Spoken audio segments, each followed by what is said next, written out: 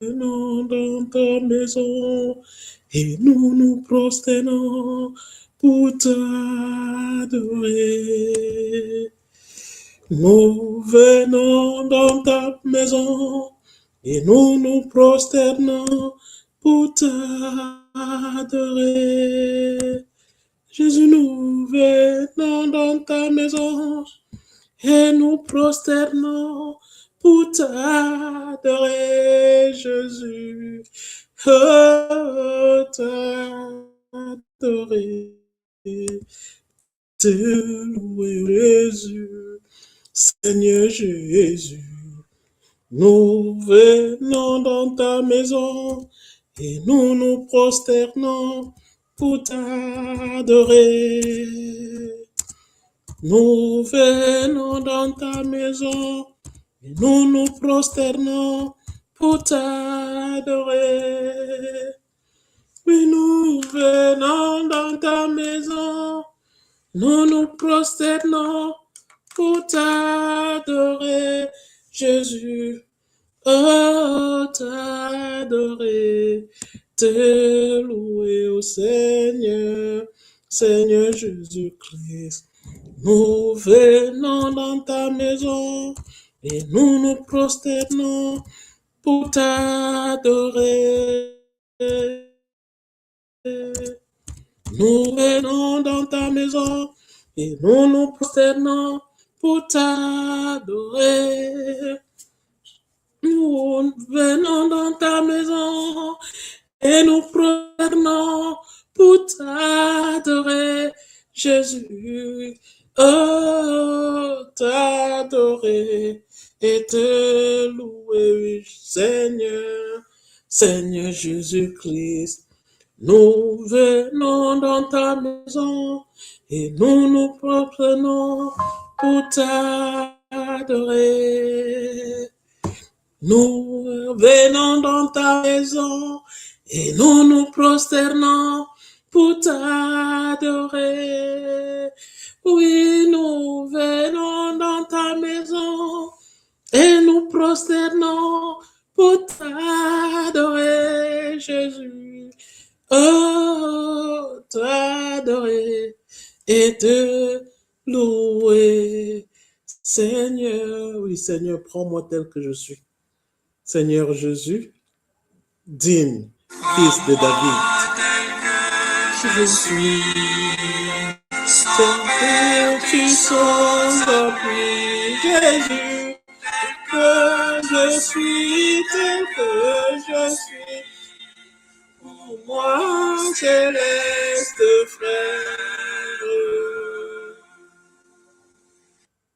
moi tel que je suis, Jésus, sans vertu, sans appui, Jésus-Christ, que je suis tel que je suis. Mon céleste Père, moi tel que je suis, sans vertu, sans appui, prends-moi, que je suis tel que je suis, pour mon céleste frère. Mon céleste frère, Jésus-Christ de Nazareth, prends-moi tel que je suis. Oui, tel que je suis. Béni peuple de Dieu, êtes-vous prêts à dire au Père, prends-moi tel que je suis? Êtes-vous prêts à faire cette déclaration? Seigneur Jésus, prends-moi tel que je suis. Oh mon frère Jésus, prends-moi tel que je suis.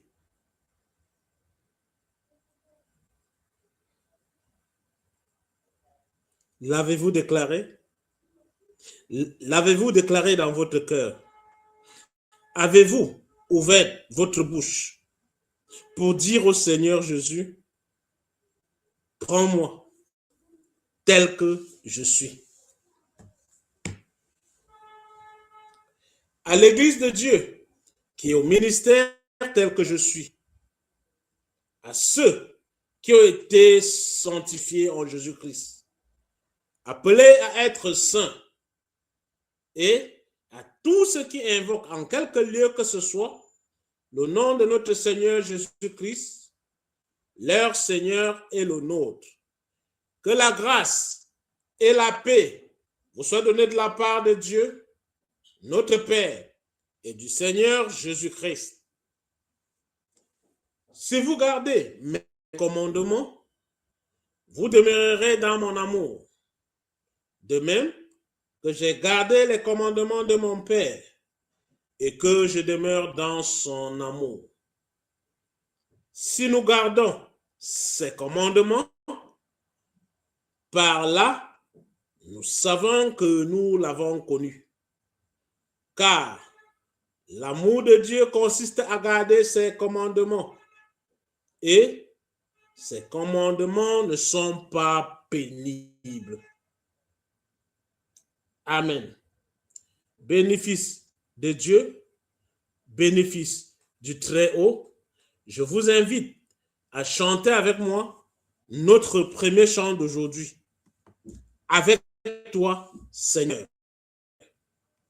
Tel est notre premier chant, tiré naturellement du livre de Alléluia, numéro 21, 16. Avec toi, Seigneur.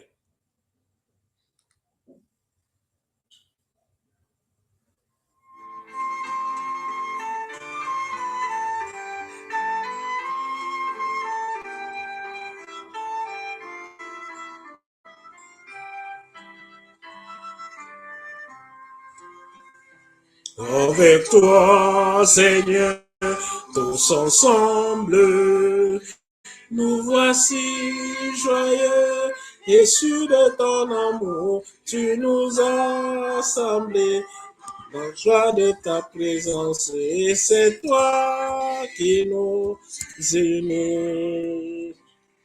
C'est toi qui nous unis, tu nous as fait de nous des frères. Oui, tu es vivant au milieu de nous. Avec toi, Seigneur, tous ensemble, nous voici joyeux et sûrs de ton amour. Tu es rassemblé, la joie de la présence. C'est toi qui nous unis. Et rendu vers toi, nous venons offrir avec nos frères. Tu es vivant au milieu de nous. Avec toi, Seigneur, tous ensemble, voici joyeux et sûrs de ton amour. Tu nous as rassemblés dans la joie de ta présence. Oui, c'est toi qui nous unis. Venu à ton appel, nous voulons entendre ta parole. Tu es vivant au milieu de nous. Avec toi, Seigneur, tous ensemble, nous voici joyeux et sûrs de ton amour. Tu nous as rassemblés dans la joie de ta présence. C'est toi qui nous unis. Seigneur Jésus-Christ, avec toi, nous sommes tous ensemble. Nous voici, Seigneur, nous sommes joyeux et sûrs. Oui, nous sommes sûrs de ton amour. Nous sommes sûrs, Seigneur. Tu nous as rassemblés dans la joie de ta présence. Seigneur Papa, et c'est toi qui nous unis. Si nous sommes unis, c'est pour toi, Seigneur. Si nous sommes unis, c'est par toi, Seigneur. Si nous sommes unis, c'est par ta force. Yahweh, les lionceaux éprouvent la disette et la faim. Mais ceux qui cherchent l'Éternel ne sont privés d'aucun bien. Bénisse, Fils de Dieu, invoquons avec insistance l'Éternel notre Dieu avec le psaume 66. Là, il est écrit au chef des chantres cantiques. Psaume. Poussez vers Dieu des cris de joie, vous tous habitants de la terre. Chantez la gloire de son nom. Célébrez sa gloire par vos louanges. Dites à Dieu que tes œuvres sont redoutables. À cause de la grandeur de ta force, tes ennemis te flattent. Toute la terre se prosterne devant toi et chante en ton honneur. Elle chante ton nom. Venez et contemplez les œuvres de Dieu. Il est redoutable quand il agit sur les fils de l'homme. Il changea la mer en une terre sèche. On traversa le fleuve à pied. Alors, nous nous réjouîmes en lui. Il domine éternellement par sa puissance. Ses yeux observent les nations. Que les rebelles ne se lèvent pas. Peuple, bénissez notre Dieu. Faites retentir sa louange. Il a conservé la vie à notre âme et il n'a pas permis que notre pied chancela. Car tu nous as éprouvés, ô Dieu. Tu nous as fait passer au creuset comme l'argent. Tu nous as amenés dans le filet. Tu as mis sur nos reins un pesant fardeau. Tu as fait monter des hommes sur nos têtes. Nous avons passé par le feu et par l'eau. Mais tu en as tiré pour nous, donné l'abondance. J'irai dans ta maison avec des holocaustes. J'accomplirai mes vœux envers toi. Pour eux, mes lèvres se sont ouvertes et ma bouche les a prononcées dans ma détresse. Je t'offrirai des brebis grasses en holocauste avec la graisse des béliers. Je sacrifierai des brebis avec des boucs. Venez, écoutez, vous tous qui craignez Dieu, et je raconterai ce qu'il a fait à mon âme. J'ai crié à lui de ma bouche, et la louange a été sur ma langue. Si j'avais conçu l'iniquité dans mon cœur, le Seigneur ne m'aurait pas exaucé. Mais Dieu m'a exaucé. Il a été attentif à la voix de ma prière. Béni soit Dieu qui n'a pas rejeté.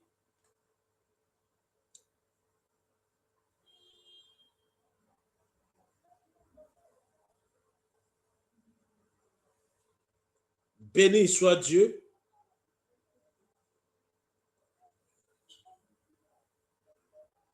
qui n'a pas rejeté ma prière et qui ne m'a pas retiré sa bonté. Amen. Béni Fils du Très-Haut, je vais vous inviter à chanter avec moi. Debout, Sainte Cohorte. C'est le chant de victoire numéro 204. Debout, Sainte Cohorte.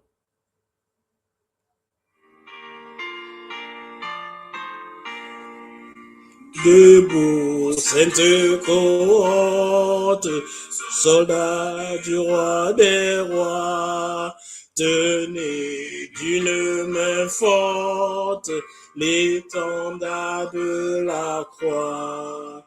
Au sentier de la gloire, Jésus-Christ nous conduit de victoire en victoire, il mène qui le suit. La trompette résonne, debout vaillants soldats, l'immortelle couronne est le prix des combats.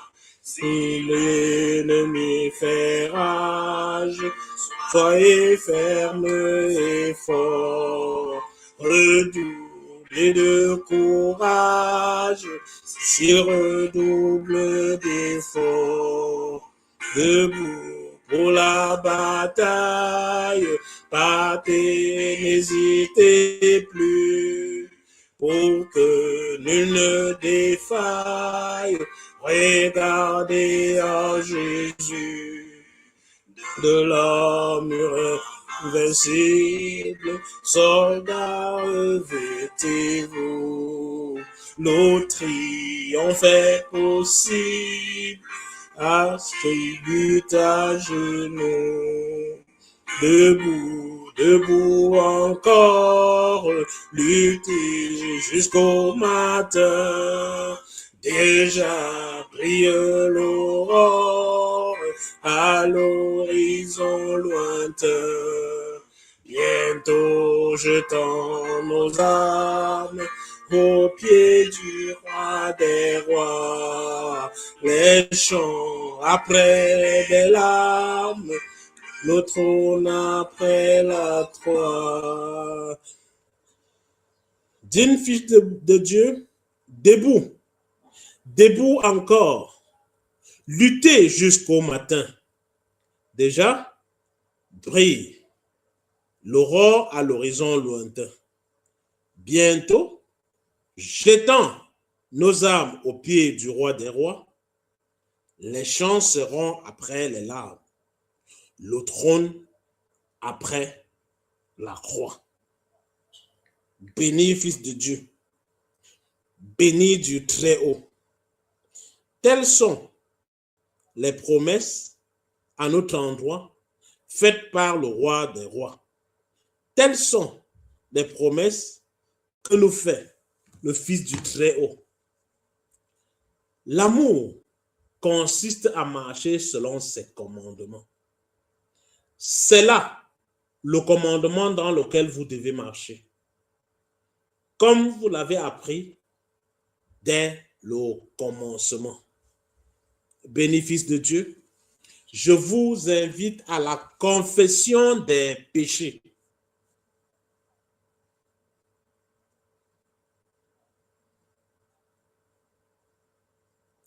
Après qu'ils eurent mangé, Jésus dit à Simon-Pierre, « Simon, fils de Jonas, m'aimes-tu plus que ne m'aiment ceux-ci » Il lui répondit, « Oui, Seigneur, tu sais que je t'aime. » Jésus lui dit, « Paie mes agneaux. » Après qu'ils eurent mangé, Jésus dit à tous ceux qui suivent le culte au ministère tel que je suis, « Fils du ministère, m'aimes-tu que ne m'aiment ceux-ci » Il lui répondit, « Oui, Seigneur, tu sais que je t'aime. » Jésus lui dit, « Paie mes brebis. » Après qu'ils eurent mangé, Jésus dit à tous ceux qui se prennent comme chrétiens, qui acceptent Jésus comme Seigneur et Sauveur, « Fils de mon ministère, m'aimes-tu plus que ne m'aiment ceux-ci » Il lui répondit, « Oui, Seigneur, tu sais que je t'aime. » Jésus lui dit, « Alors, paie mes brebis. » Si quelqu'un m'aime, si quelqu'un n'aime pas le Seigneur, qu'il soit anathème. Maranatha. Amen. Fils de Dieu, présentons-nous maintenant au Seigneur avec un chant issu de Alléluia numéro 43, 10, tel que je suis.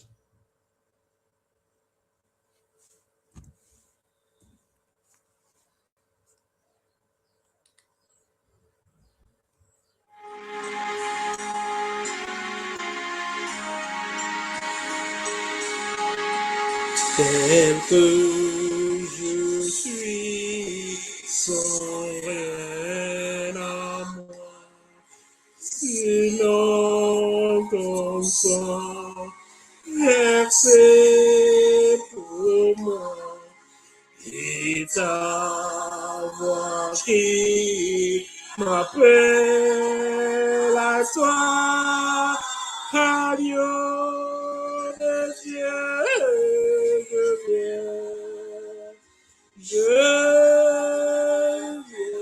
oui, tel que je suis, prêt à prendre le mien tel qu'il est, pour tout changer, sauveur parfait, agneau de Dieu, je viens, tel que je suis, ton grand amour, à ton pardon, mais sans retour, je veux être à toi, dès ce jour, agneau de Dieu, je viens.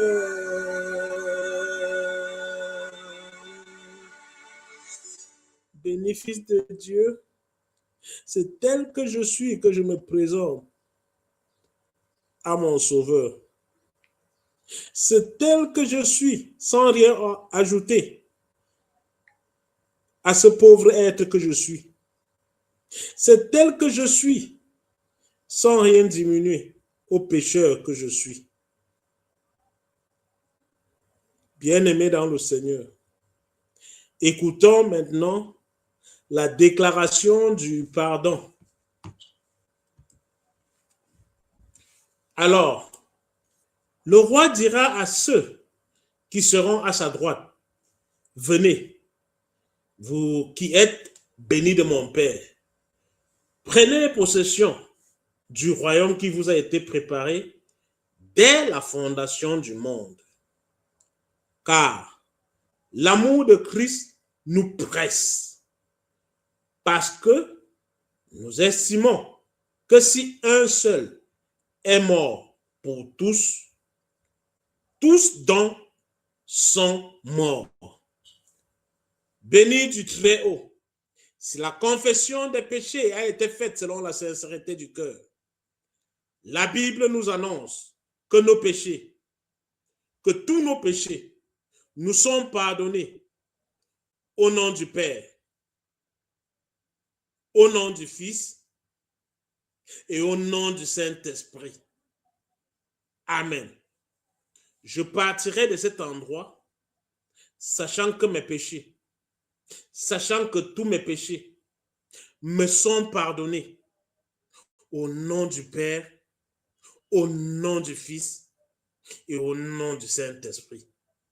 Et je pourrais le dire, j'ai l'assurance de mon salut. Tel est le prochain chant tiré de Alléluia, numéro 45, 11.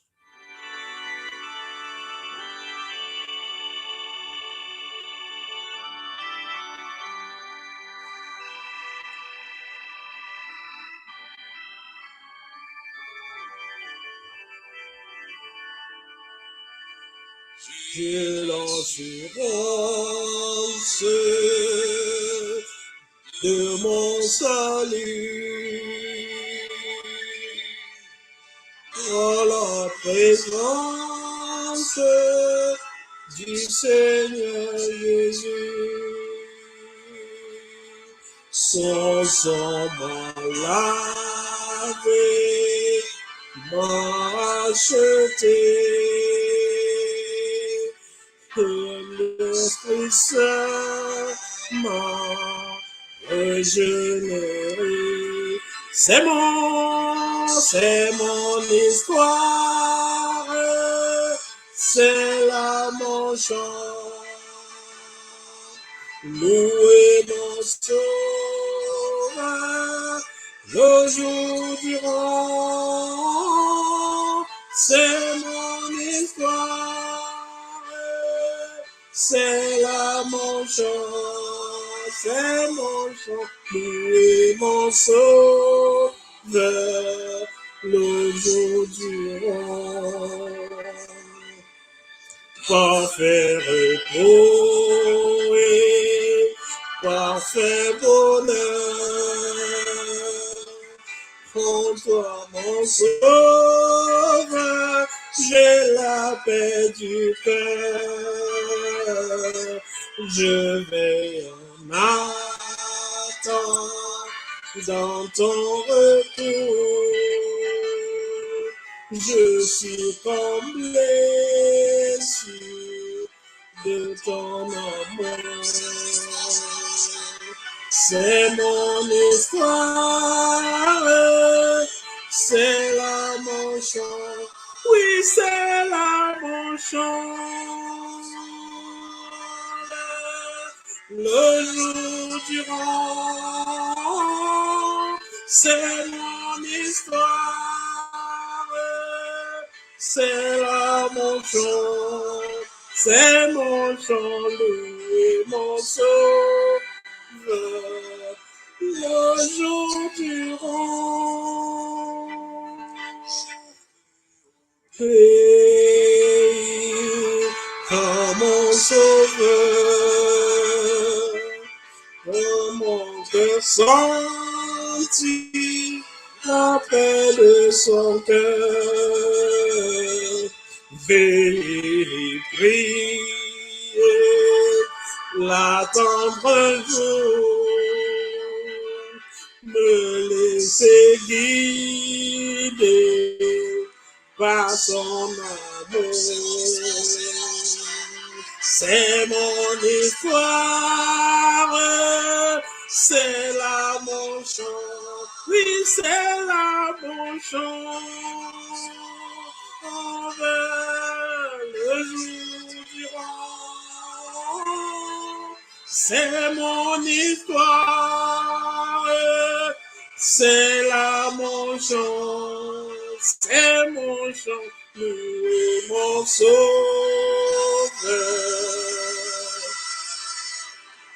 le jour durant.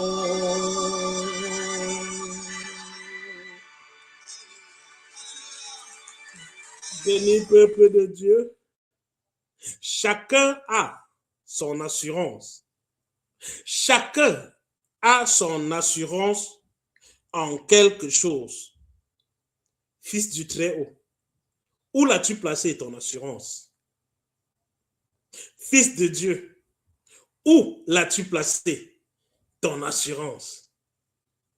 Parfait repos et parfait bonheur, en toi, mon sauveur, j'ai la paix du cœur. Je veille en attendant ton retour. Je suis comblé et je suis sûr de ton amour.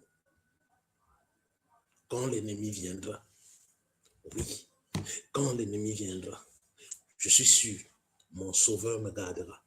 Je sais, mon sauveur interviendra. Quand l'ennemi viendra, je serai plus que vainqueur. Béni fils du Très-Haut, où as-tu placé ton assurance? Avec cela, je vous invite à la confession de foi. Je crois en Dieu, le Père Tout-Puissant, créateur du ciel et de la terre. Je crois en Jésus-Christ, son Fils unique, notre Seigneur, qui a été conçu du Saint-Esprit et qui est né de la Vierge Marie. Il a souffert sous Ponce Pilate. Il a été crucifié. Il est mort. Il a été enseveli. Il est descendu aux enfers.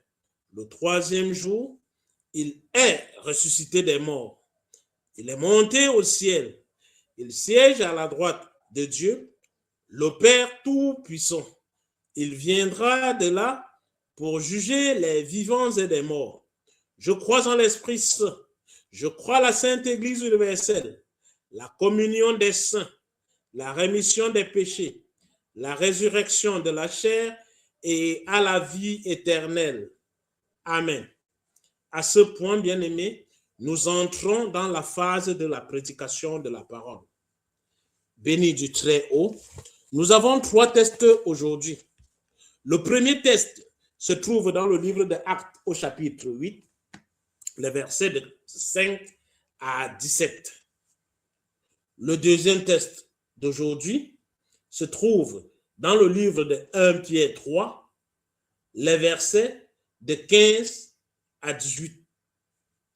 Le troisième test, qui sera notre test de prédication, se trouve dans le livre de Jean au chapitre 14, les versets de 15 à 21. Toutes les lectures que nous ferons seront dans la version 8 secondes. Si vous êtes prêts, nous pouvons commencer avec notre tout premier test d'aujourd'hui, que nous avons dit se trouvait dans Acte 8, les versets de 5 à 17. Là, il est écrit: Philippe, étant descendu dans la ville de Samarie, il prêcha le Christ. Les foules tout entières étaient attentives à ce que disait Philippe. Lorsqu'elles apprirent et virent les miracles qu'il faisait, car des esprits impurs sortirent de plusieurs démoniaques, en poussant de grands cris, et beaucoup de paralytiques et de boiteux furent guéris. Et il y eut une grande joie dans cette ville. Il y avait auparavant dans la ville un homme nommé Simon, qui, se donnant pour un personnage important, exerçait la magie et provoquait l'étonnement du peuple de la Samarie.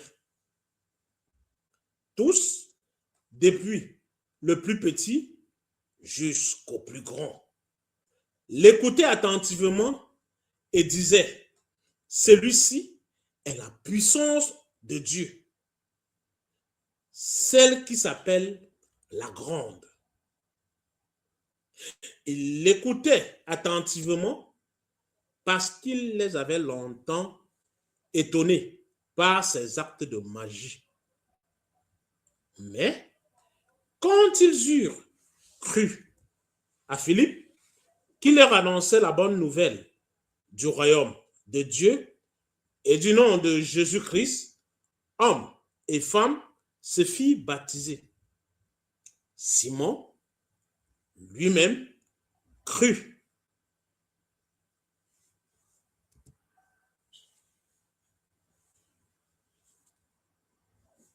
Et après avoir été baptisé, il ne quittait plus Philippe. Et il voyait avec étonnement les miracles et les grands prodiges qui s'opéraient. Les apôtres qui étaient à Jérusalem, ayant appris que la Samarie avait reçu la parole de Dieu, ils envoyaient Pierre et Jean. Ceux-ci, arrivés chez les Samaritains, priaient pour eux afin qu'ils reçussent le Saint-Esprit, car ils n'étaient pas encore descendus sur aucun d'eux. Ils avaient seulement été baptisés au nom du Seigneur Jésus. Alors, Pierre et Jean leur imposèrent les mains et ils reçurent le Saint-Esprit. Parole du Seigneur. Bénéfice de Dieu. Le deuxième test d'aujourd'hui se trouve dans le livre de 1 Pierre au chapitre 3, les versets de 15 à 18. Là, il est écrit, mais sanctifiez dans vos cœurs Christ le Seigneur, étant toujours prêt à vous défendre avec douceur et respect devant quiconque vous demande raison de l'espérance qui est en vous. Et ayant une bonne conscience, afin que la même où il vous calomnie, comme si vous étiez des malfaiteurs, ceux qui décrivent votre bonne conduite en Christ soient couverts de confusion.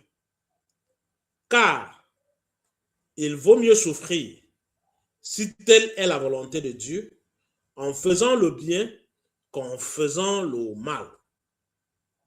Christ aussi a souffert une fois pour les péchés, lui, juste pour des injustes, afin de nous amener à Dieu, ayant été mis à mort quant à la chair, mais ayant été rendu vivant quant à l'esprit. Parole du Seigneur. Le troisième test d'aujourd'hui, qui sera notre test de prédication, se trouve dans le livre de Jean, au chapitre 14, les versets de 15 à 21. Là, il est écrit, « Si vous m'aimez, gardez mes commandements, et moi, je prierai le Père, et il vous donnera un autre consolateur, afin qu'il demeure éternellement avec vous. L'Esprit de vérité que le monde ne peut recevoir parce qu'il ne le voit point et ne le connaît point, mais vous le connaissez, car il demeure avec vous et il sera en vous. Je ne vous laisserai pas orphelins, je viendrai à vous. Encore un peu de temps, et le monde ne me verra plus. Mais vous me verrez, car je vis et vous vivez aussi. En ce jour-là, vous connaîtrez que je suis en mon Père, que vous êtes en moi et que je suis en vous. Celui qui a mes commandements et qui les garde, c'est celui qui m'aime. Et celui qui m'aime sera aimé de mon Père.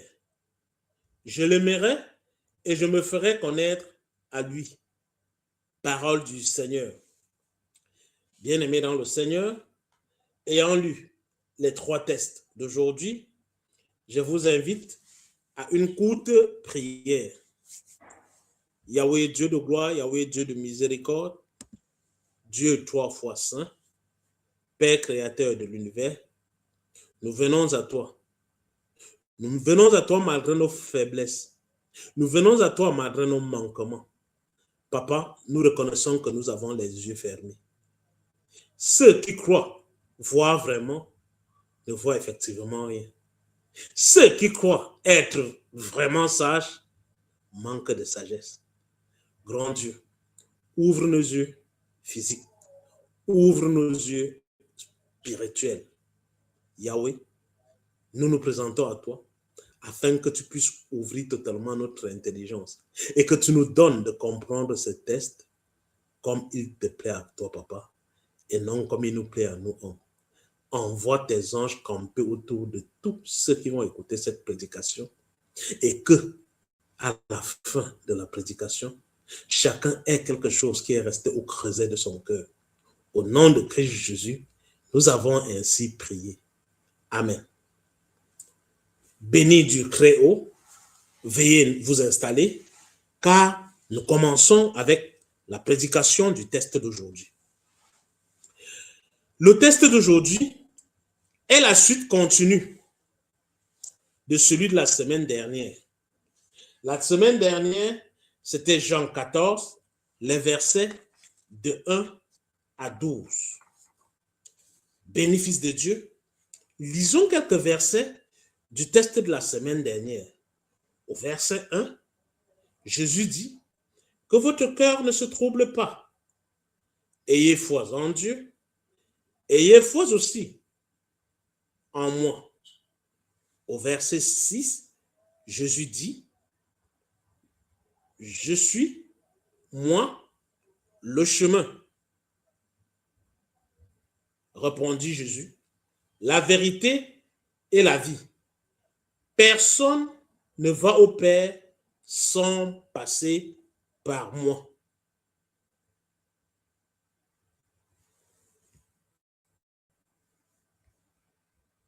Un grand Amen.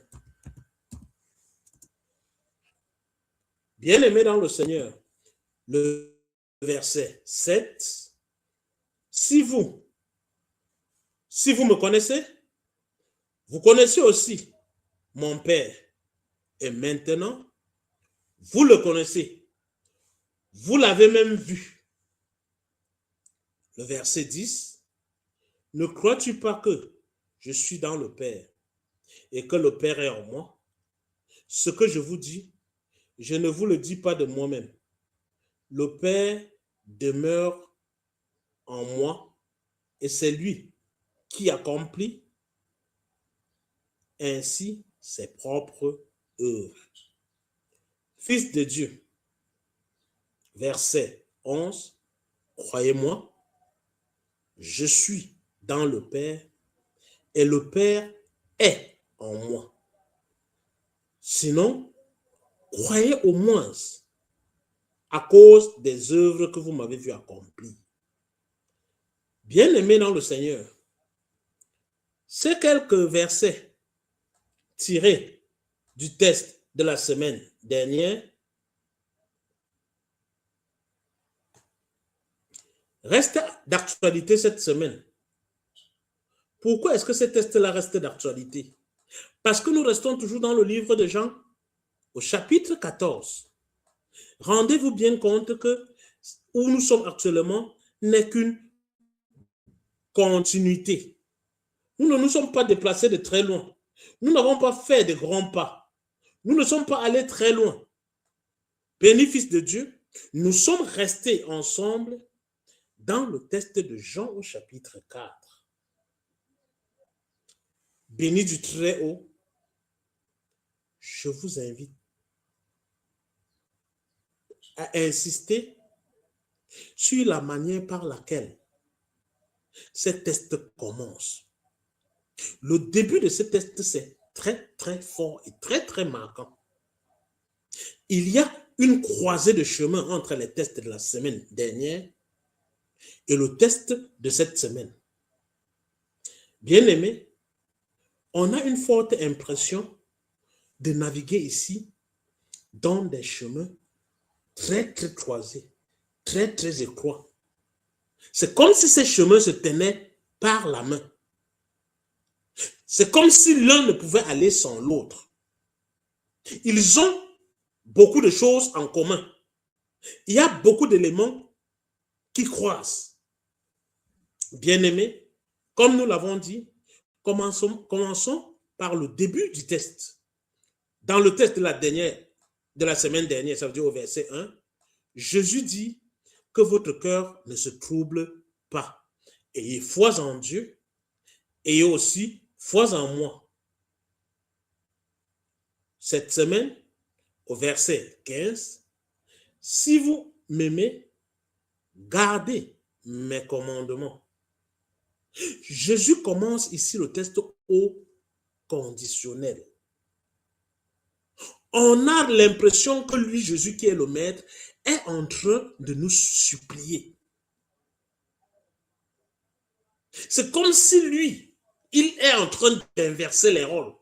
Lui qui est le maître, chez qui on devrait supplier, chez qui on devrait demander la vie éternelle, chez qui on devrait se mettre à genoux, c'est lui qui est en train de nous supplier. Ayez foi en Dieu, s'il vous plaît. Ayez aussi foi en moi. Si vous, juste dans une position telle que c'est lui qui est en train de prier, c'est lui qui est en train de supplier, c'est lui qui est à nos pieds. Il se baisse au point de se mettre à nos pieds, voulant nous voir tous à son niveau. Bien-aimés dans le Seigneur, les rôles semblent totalement renversés. Les rôles semblent totalement inversés. Dès le début de son allocution, dans un premier temps, c'est lui, Jésus, qui est dans le Père.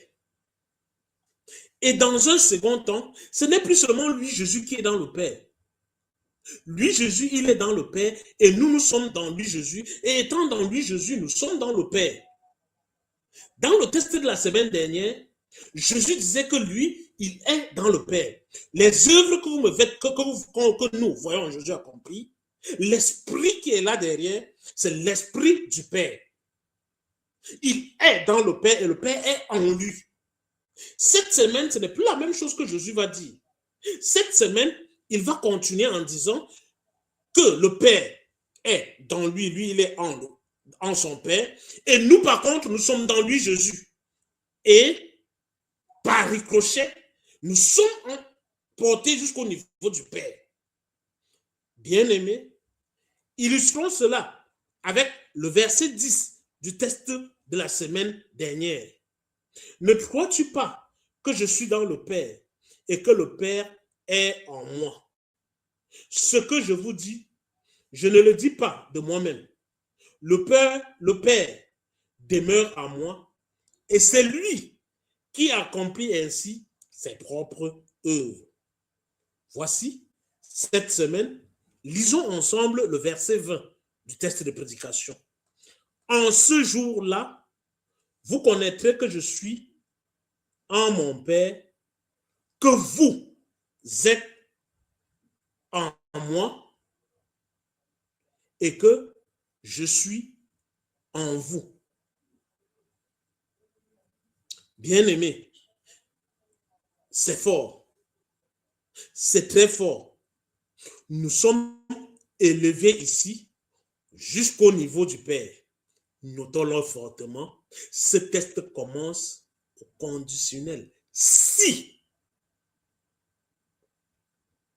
Il y a un si qui pose une condition. Qui pose un frein à un certain nombre de personnes. Si vous gardez mes commandements, si vous êtes à mesure de le faire, bien aimé, il faut bien être à mesure de tenir ces commandements.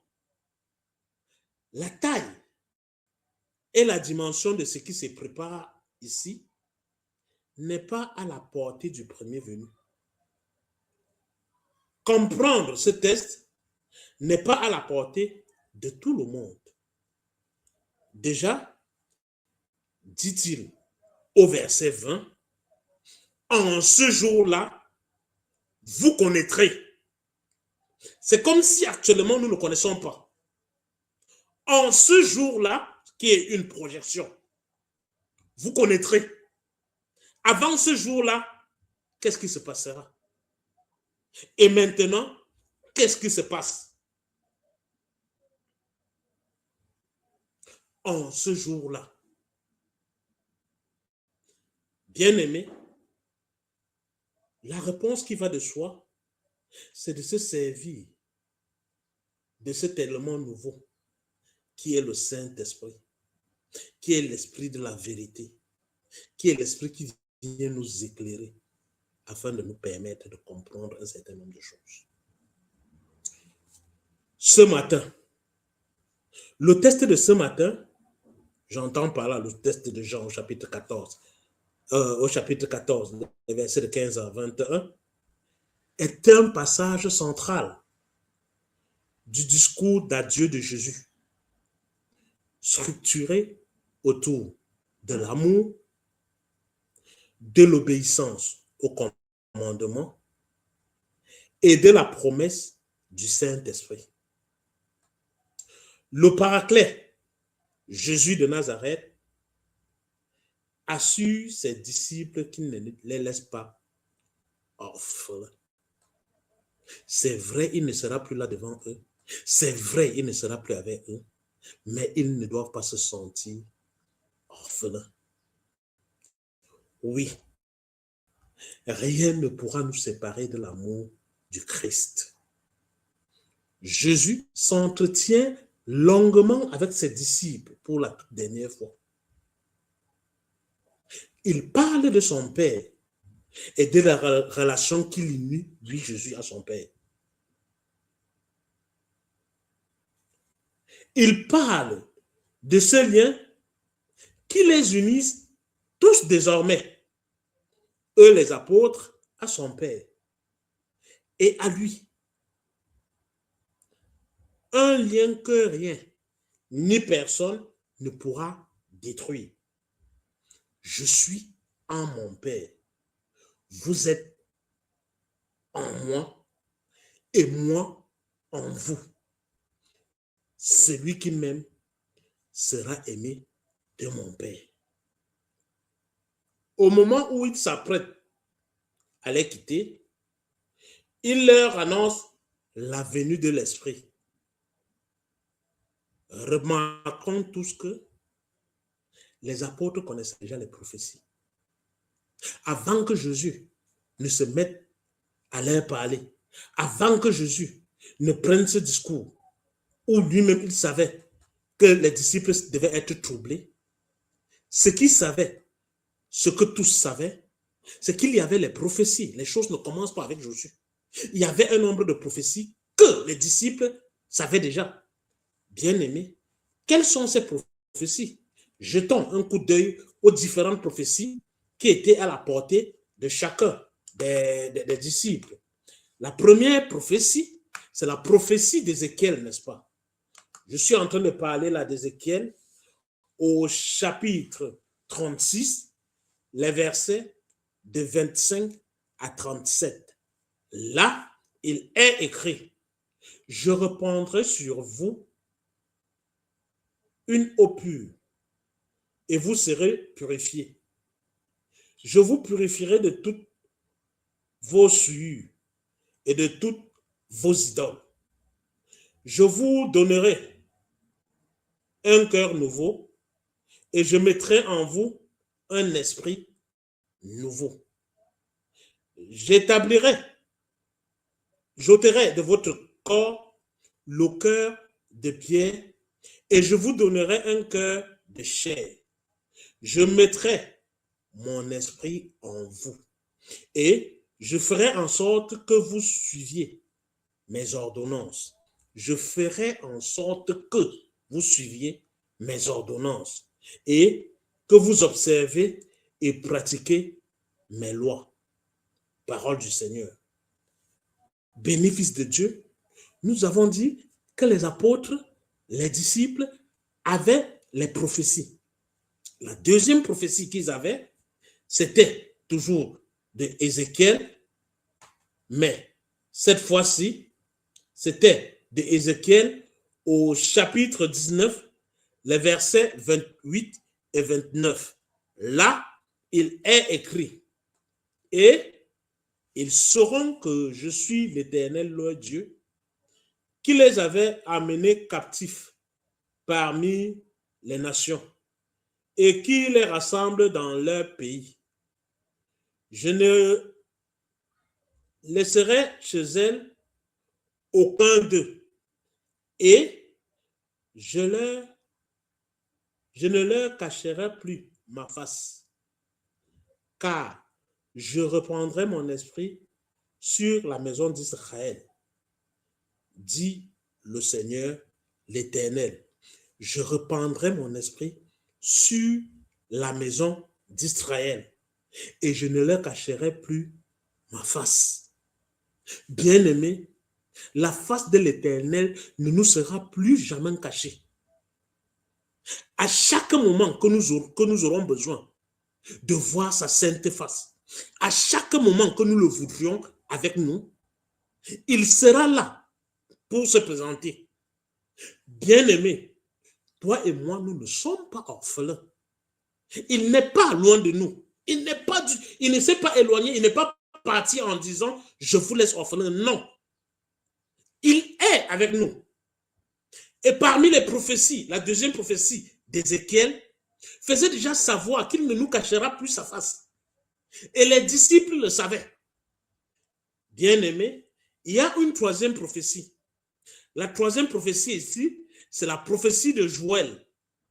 La prophétie de Joël se trouve dans Joël au chapitre 3, les 2 premiers versets. Là, il est écrit, car voici, en ces jours, en ces temps-là, quand je ramènerai les captifs de Juda et de Jérusalem, je rassemblerai toutes les nations et je les ferai descendre dans la vallée de Josaphat. Là, j'entrerai en jugement avec elles au sujet de mon peuple, d'Israël, mon héritage, qu'elles ont dispersé parmi les nations, et au sujet de mon pays, qu'elles se sont partagées. Parole du Seigneur.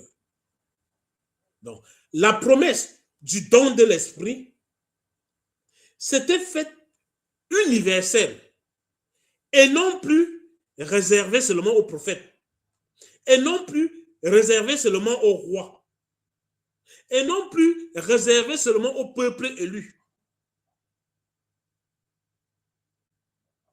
Bénéfice de Dieu. Nous pouvons accréditer cette parole, n'est-ce pas, avec le livre de Joël au chapitre 2, les versets 28 et 29. Là, il est écrit, après cela, je répandrai mon esprit sur toute chair. Vos fils et vos filles prophétiseront. Vos vieillards auront des songes et vos jeunes gens des visions. Même sur les serviteurs et sur les servantes, dans ces jours-là, je répandrai mon esprit. L'esprit ici n'est pas limité. Il n'y a pas de quoi dire que non, c'est seulement un prophète. L'esprit est seulement sur le prophète. Oh non, c'est parce qu'il est un élu de Dieu, l'esprit de Dieu est seulement sur lui. Non. Il dit ici au 29 que son esprit descendra même sur les serviteurs. Son esprit ira même sur les servantes.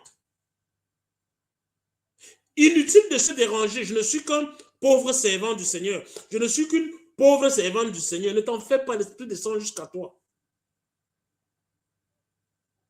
Fils de Dieu, cet esprit qui est en train de descendre, qui est en train de descendre en abondance. Au final, le problème ne se trouve-t-il pas au niveau de l'esprit en soi et pour soi? Bénéfice de Dieu. Portons un regard sur ce que Jésus lui-même dit à ses apôtres. Au verset 17. Esprit de vérité que le monde ne peut recevoir, qu'il ne le voit point et ne le connaît point. Mais vous, vous le connaissez, car il demeure avec vous et il sera en vous. Bien-aimés, n'est-ce pas une manière de leur annoncer que le grand jour de l'alliance est arrivé? Vous le connaissez, car il demeure avec vous et il sera en vous. Bien-aimés, ce simple verbe demeure, il demeure, qui peut être le verbe, il demeure, qui peut être sa demeure, son habitat, le lieu où, le socle dans lequel il se trouve. Ce simple il demeure ce il demeure évoquait déjà pour les apôtres toute la longue attente, l'aspiration de tous les croyants de l'Ancien Testament. C'était la présence même de Dieu au milieu de son peuple. Pourquoi cela? Parce qu'il y avait, par le passé, pendant la période de l'Exode, ce qu'on appelait le temple de la rencontre. C'est là où on allait rencontrer Dieu. Après, il y a eu le temple de Jérusalem, le grand temple. C'est là où il fallait aller chercher Dieu. Mais on attendait toujours l'alliance nouvelle, où Dieu demeurait non plus dans des bâtiments, mais dans le cœur de chaque croyant. Dieu l'avait promis. Les croyants savaient que cela arriverait. Béni de Dieu, quelles étaient les promesses qui leur avaient été faites? La promesse avait été faite par la bouche d'Ézéchiel. Ézéchiel 37, 26 à 28. Là, il est écrit: je traiterai avec eux une alliance de paix. Et il y aura une alliance éternelle avec eux. Je les établirai, je les multiplierai et je placerai mon sanctuaire au milieu d'eux pour toujours. Ma demeure sera parmi eux. Je serai leur Dieu et ils seront mon peuple. Et les nations sauront que je suis l'Éternel qui sanctifie Israël. Lorsque mon sanctuaire sera pour toujours au milieu d'eux. Bien-aimés, par le passé, il fallait aller dans un temple. Il fallait aller au lieu de la rencontre. C'est là où on allait rencontrer Dieu. Avec le lieu saint et le lieu très très saint. Qui n'était pas donné à tout le monde d'y entrer. Fils de Dieu. Ceux qui entraient dans le lieu très très saint, c'était des sélectionnés. Les fils de Lévi, n'est-ce pas? Les principaux sacrificateurs. Bien-aimés, l'Éternel se rapproche avec le grand temple. Fils de Dieu, ce n'est plus dans ces bâtis-là. Il demeure en chacun d'entre nous. Ce demeure qui peut être un habitat. Ce socle qui est en nous, où le Saint-Esprit vient s'apposer, où le Saint-Esprit vient prendre refuge.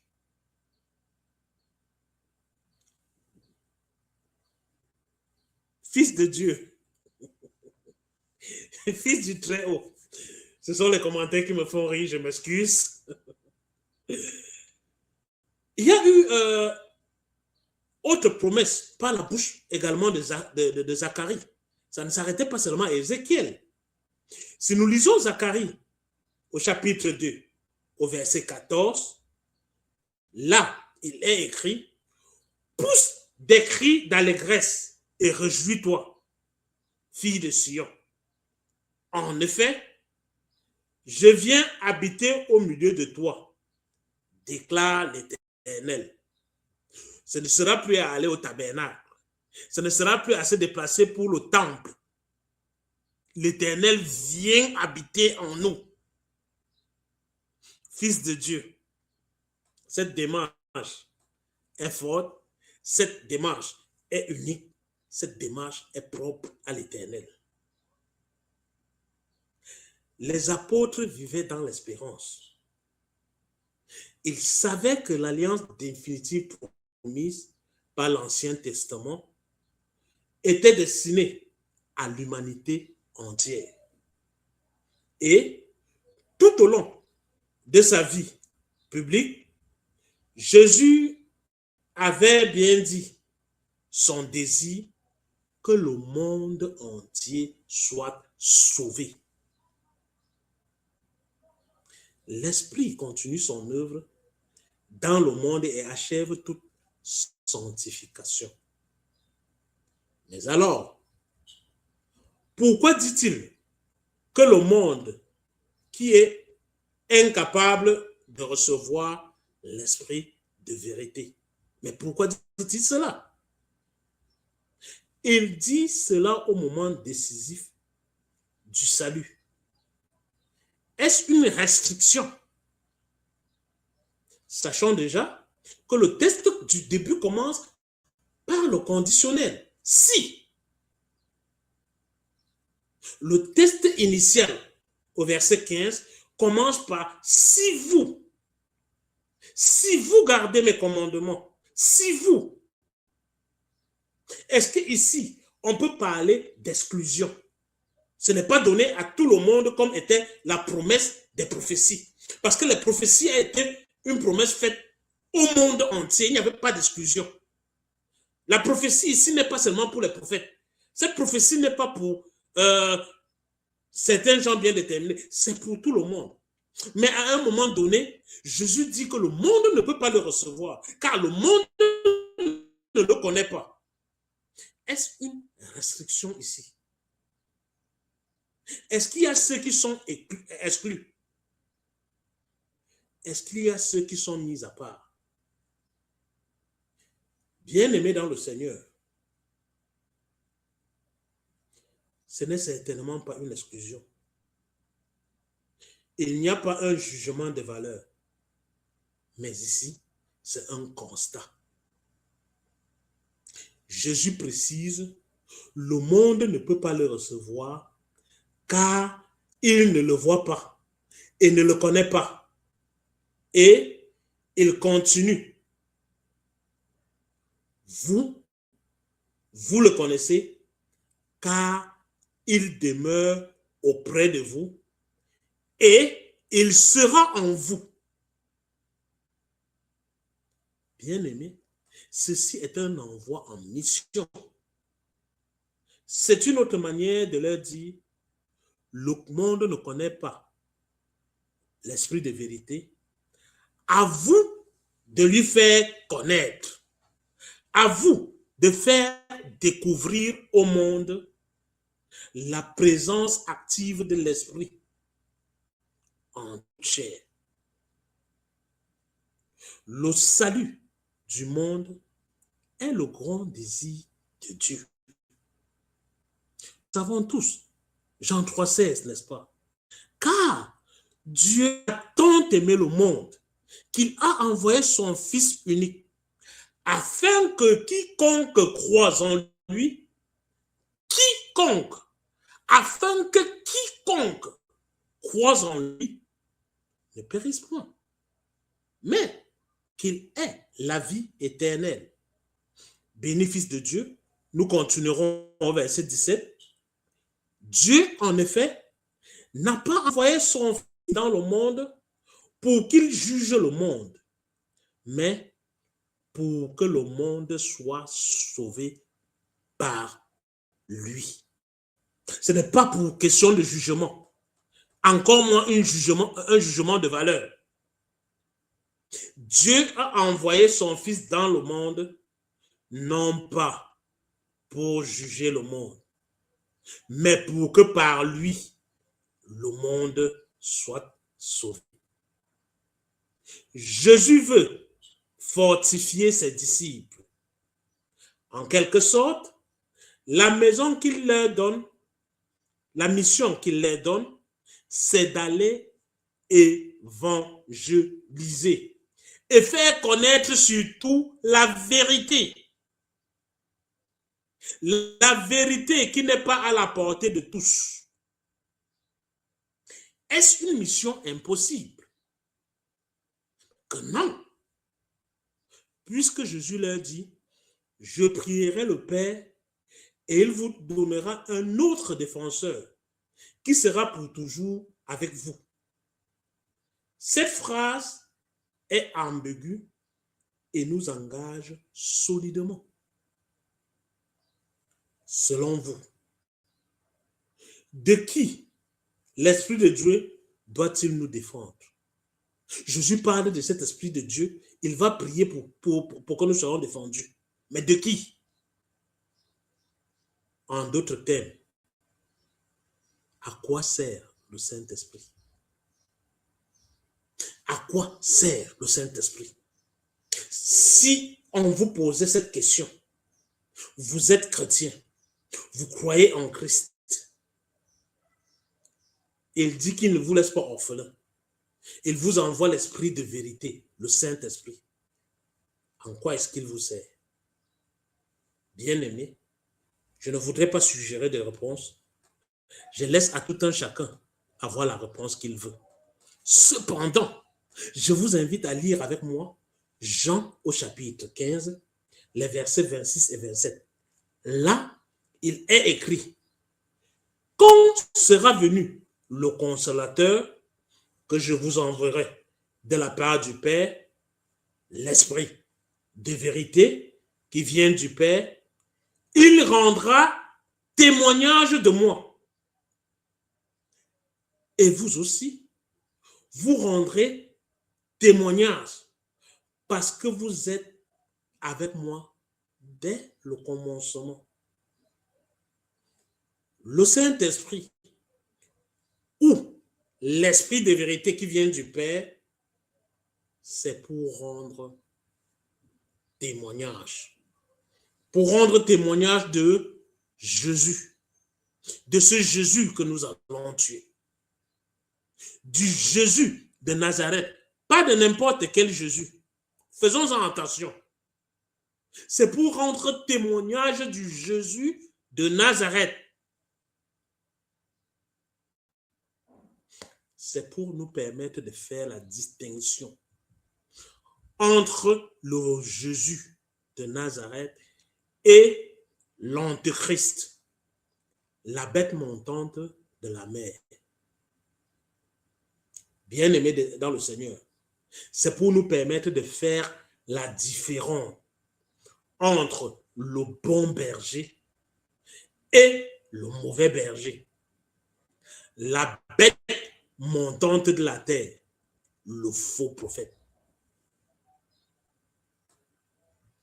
Bien-aimés dans le Seigneur, s'il fallait que vous preniez le temps de vous étendre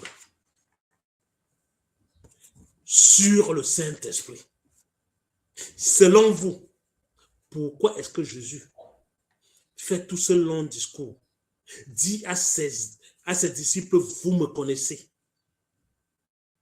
Vous me connaissez et vous connaissez le Père car vous l'avez même déjà vu.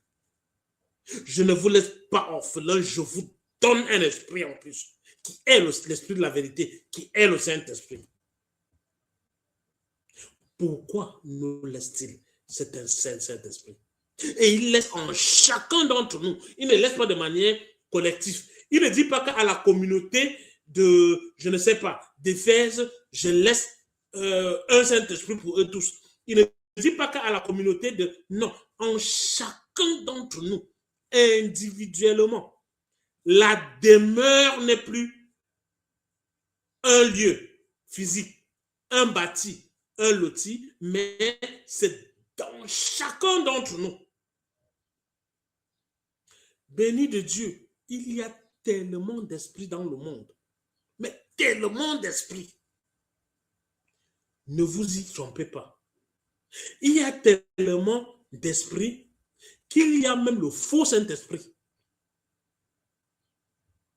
Bien-aimés, pour ceux qui suivent 5 minutes avec le ministère tel que je suis, le mercredi, nous avons parlé mercredi dernier de cette dame-là, n'est-ce pas, qui avait l'esprit du python, qui avait l'esprit de divination, bien-aimé dans le Seigneur, mais à mesure de prévoir l'avenir, à mesure de vous parler de votre avenir, cette dame-là qui procurait beaucoup d'argent, n'est-ce pas, à ses maîtres, bien-aimé, avec des capacités très, très élevées.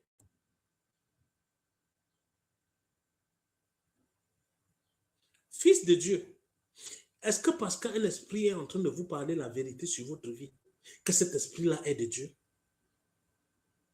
Est-ce que, parce qu'un esprit est en train de vous procurer beaucoup de biens, bien matériels naturellement, que cet esprit-là, est-ce l'esprit de Dieu?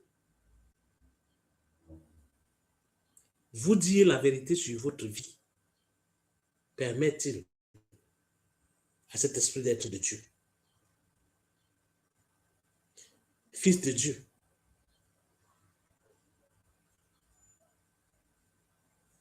Tout esprit est Saint-Esprit. Nous sommes déjà arrivés à la phase où il y a un faux Saint-Esprit. Nous sommes arrivés à la phase où ce que vous croyez être le Saint-Esprit en vous n'est qu'un serpent, n'est qu'un python. Nous parlons ici de l'esprit de vérité qui nous révèle la vérité sur tout esprit. Mercredi prochain, à 20h, heure de Paris, nous parlerons, n'est-ce pas, des différents esprits. Nous parlerons, n'est-ce pas, de là où l'esprit parle. Rappelons-nous, là où l'esprit de Dieu parle, au même endroit, l'esprit luciférien parle au même endroit. Il y a des prophètes, des hommes de Dieu qui ont commencé avec Dieu, mais qui au cours de leur parcours ont rencontré les esprits qui ont fait détourner le chemin. Le chemin initial n'a pas été le chemin de la fin. Bien-aimé dans le Seigneur. C'est Christ lui-même qui dit, celui qui n'est pas avec moi est contre moi. Pourquoi au fond faut-il s'adresser au Saint-Esprit? En tant qu'être physique, nous n'avons pas la capacité de voir les esprits. Cependant, nous avons le Saint-Esprit qui nous révèle la vérité sur tout genre d'esprit. Quel que soit l'esprit qui s'amène à vous, quel que soit l'esprit qui s'amène à moi, je me mets à genoux, je prie, je demande au Saint-Esprit de me révéler la vérité sur cet esprit-là. La Bible elle-même nous dit de sonder les esprits. C'est 1 Jean 4 au verset 1. La Bible demande de sonder les esprits.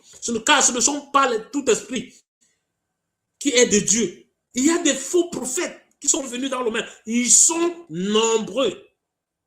Ils sont nombreux qui sont faux. À mon humble avis, le Saint-Esprit me servirait à moi de distinguer l'esprit qui est en train de s'amener à moi. Afin de me convaincre de le suivre, de l'adorer, c'est le désir de tout esprit, il aura tendance à me faire des promesses. Il aura tendance à me présenter les biens matériels. Il aura tendance à me présenter ce qui m'attire. Bien-aimé, ce n'est pas tout ce qui brille qui est or. Bien-aimé, ce n'est pas parce qu'une situation est bien maintenant, toute brillante, qu'elle est forcément de Dieu. Car des faux prophètes sont venus dans le monde. Et également avec des esprits. Ils manipulent plus d'un esprit. Ce que je ferai, moi, je vous invite à lire le test de ce matin. Le test, c'était dans Acte 8, les versets de 5 à 17. Sans relire le test, je lirai quelques versets. Les versets de 9 à 10. Là, il est écrit, il y a qui, se donnant pour un personnage important, exerçait la magie et provoquait l'étonnement du peuple de la Samarie. Tous depuis le plus petit jusqu'au plus grand, l'écoutaient attentivement et disaient, celui-ci est Dieu. Celle qui s'appelle la grande. Ils étaient tous convaincus que ce monsieur, voici, c'était Dieu même. C'était l'envoyé de Dieu. Mais pourtant, il était en train de faire magie. Il était dans ces sciences magiques. Fort heureusement que ce monsieur a accepté la repentance. Fort heureusement qu'en écoutant Philippe parler, en voyant Philippe faire, il s'est rendu compte que l'esprit qu'il habitait n'était pas le bon esprit. En ce moment-là, on ne parlait même pas encore du Saint-Esprit. Il recevait le baptême, après le baptême, il recevait les mains, et là, il recevait le Saint-Esprit. Bien-aimés, nous sommes en train de parler ici du numéro 1 de l'Église, de la Samarie en ce moment-là. Du numéro 1, connu par grand et petit, connu par tous, qui a l'humilité de se repentir. Que nous dit le texte? Ce texte au verset 12 et au verset 13, là, il est écrit, mais quand ils eurent cru à Philippe, qui leur annonçait la bonne nouvelle du royaume de Dieu et du nom de Jésus-Christ, hommes et femmes se firent baptiser. Simon lui-même crut et, après avoir été baptisé, il ne quittait plus Philippe. Et il voyait avec étonnement les miracles et les grands prodiges qui s'opéraient. Bien-aimés, nous sommes en train de parler du numéro 1 à l'église, du numéro 1 qui fait déjà des miracles, qui fait des prodiges, qui accepte de se repentir, car il comprend que l'esprit qui l'anime n'est pas du Saint-Esprit. Il n'a pas le bon esprit avec lui. Dès ce moment-là, il s'accroche à Philippe et il ne le quitte plus. Bien-aimé, je m'accroche très fortement au livre de Matthieu, chapitre 11, au verset 15, où il est écrit que celui qui a des oreilles pour entendre, entende. Amen. Fils de Dieu, fils du Seigneur Jésus, en réponse à ce test, je vais vous inviter non pas à prier, mais à chanter avec moi. Ne dit-on pas, chanter, c'est prier 2 fois. Chantons tous ensemble, Jésus est au milieu de nous. C'est de Alléluia 45, 14. Jésus est au milieu de nous.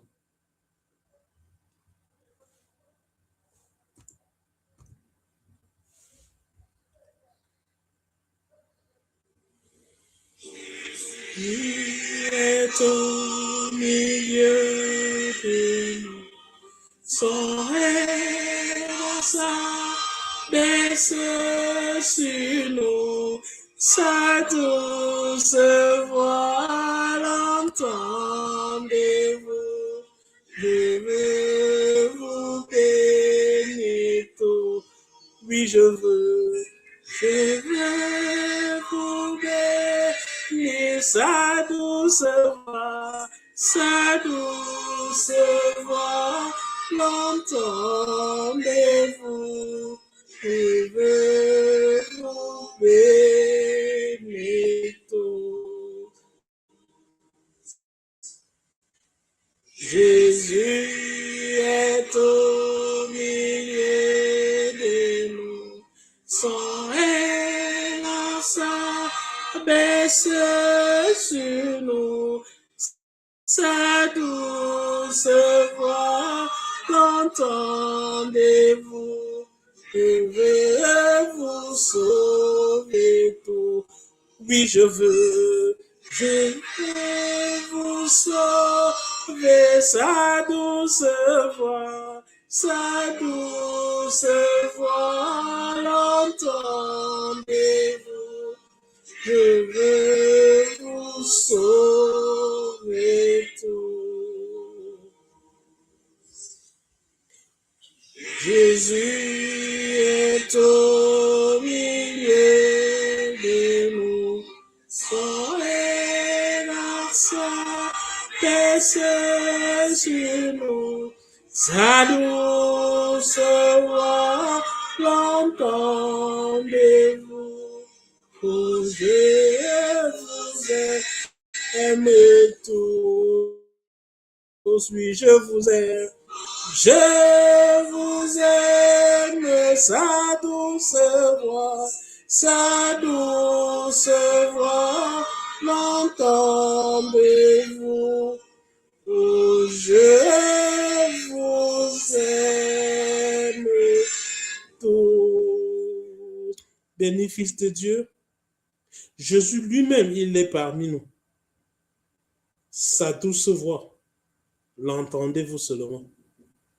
C'est Jésus lui-même qui dit, je veux vous bénir tous. Bien-aimés dans le Seigneur, nous entrons ainsi dans le moment des annonces.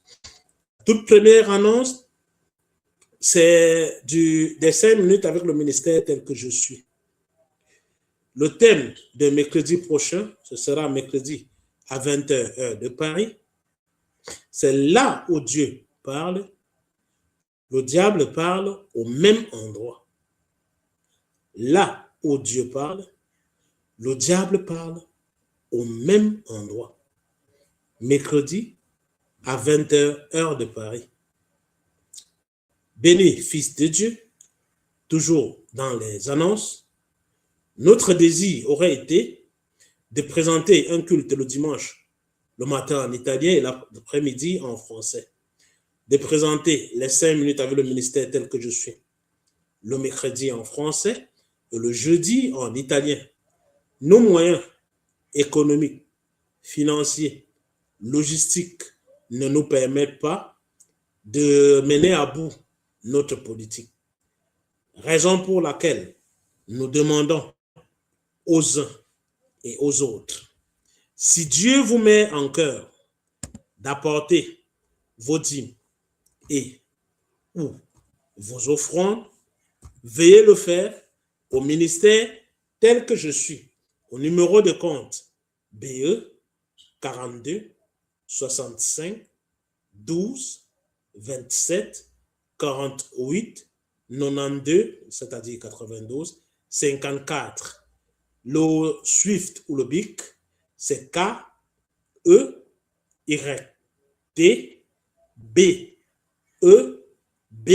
et B encore.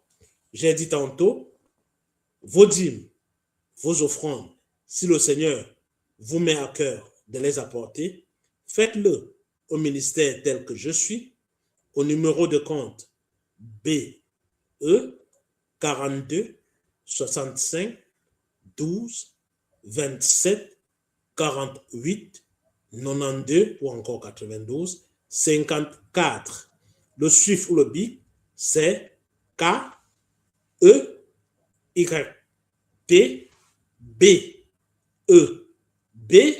et B encore. Bien-aimés dans le Seigneur, nous entrons progressivement dans la phase de l'exhortation et de l'envoi. Toutes choses m'ont été données par mon Père, et personne ne connaît le Fils, si ce n'est le Père.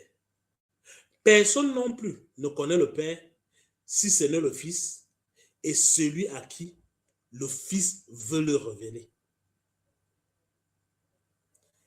Il n'y a de salut en aucun autre, car il n'y a sous le ciel aucun autre nom qui ait été donné parmi les hommes, par lequel nous devions être sauvés.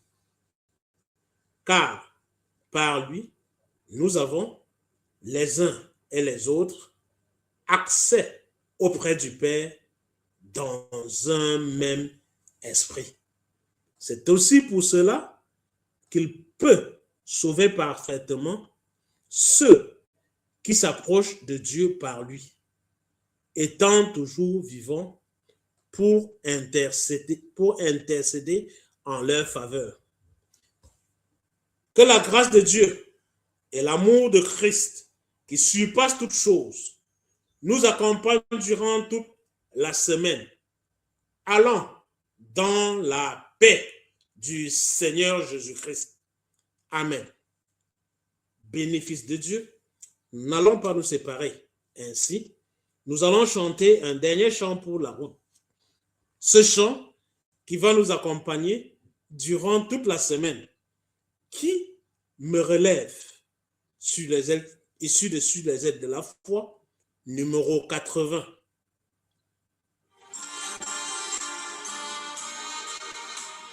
Qui me relève dans mes chutes, c'est Jésus-Christ.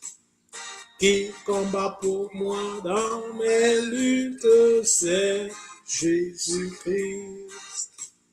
Jésus a parlé, je veux croire, quand je puis lutter pour sa gloire, car mon bouclier, ma victoire, c'est Jésus-Christ.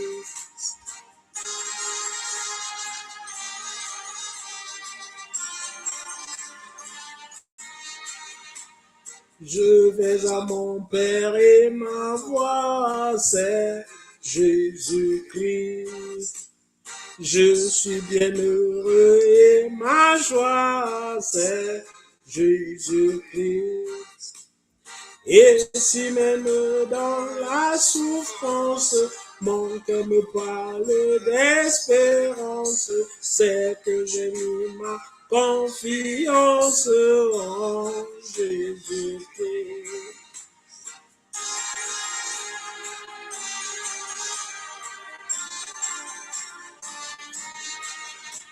Sauvé, je ne me glorifie qu'en Jésus-Christ. Pour la terre et le ciel, ma vie, c'est Jésus-Christ. Bientôt adieu, choses mortelles, loin de vous je prendrai des ailes, vers les demeures éternelles vers Jésus-Christ.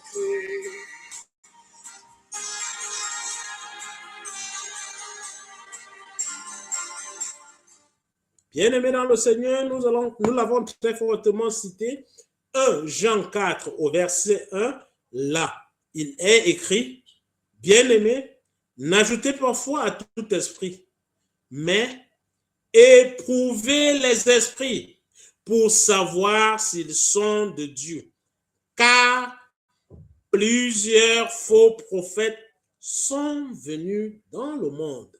Bien-aimés, un test pour accompagner celui-là, je prendrai 1 Corinthiens 11, les versets de 28 à 29. Là, il est écrit que chacun d'entre s'éprouve soi-même et qu'ainsi il mange du pain et boive de la coupe.